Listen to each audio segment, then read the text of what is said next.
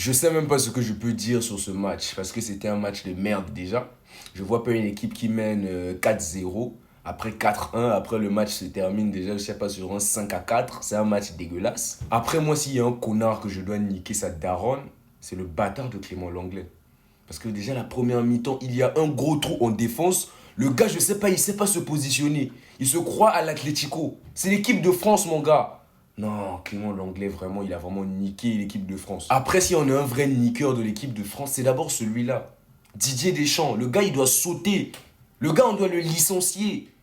Parce qu'en fait, il hésite même dans les changements. Il y a des moments où il doit faire des changements. Il hésite, il a peur de certains joueurs, je sais pas. T'es le sélectionneur, c'est à toi de prendre les décisions, Didier Deschamps. Oh. Regardez même la tête de Désiré Doué à 4-0. Il était dégoûté, il était écœuré. Parce que l'équipe de France a du potentiel offensivement. Mais défensivement et au milieu de terrain, il n'y a rien. Rabiot, il fait la gueule, mais Rabiot, c'est le plus gros nom de l'équipe de France, mais il est nul. Voilà, je dis pas ça parce que je suis parisien. Rabiot, il est nul. Et le mec qui a prouvé que désormais, il doit être titulaire avec le maillot des Bleus, c'est Cherki. C'est Cherki, il rentre à la 63e. Le gars, il rentre, il te change un match. Il a une note de 3. Il a failli pousser l'équipe de France à égaliser.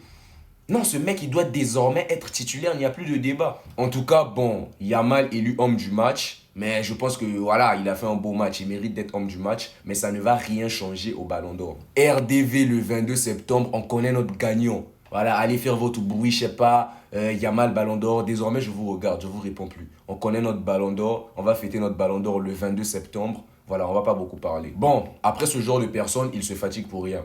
Yamal Ballon d'Or, devant un joueur qui est meilleur joueur de l'UEFA Champions League, devant un joueur qui a remporté la LDC, qui est quand même en demi-finale de la Ligue des Nations et qui joue la Coupe du Monde des clubs et qui, avant la remise du Ballon d'Or, va jouer la finale de la Super Coupe d'Europe, meilleur buteur de son championnat, meilleur joueur de son championnat. Voilà. Yamal, il n'est même pas meilleur buteur de la Liga, même pas meilleur joueur de la Liga.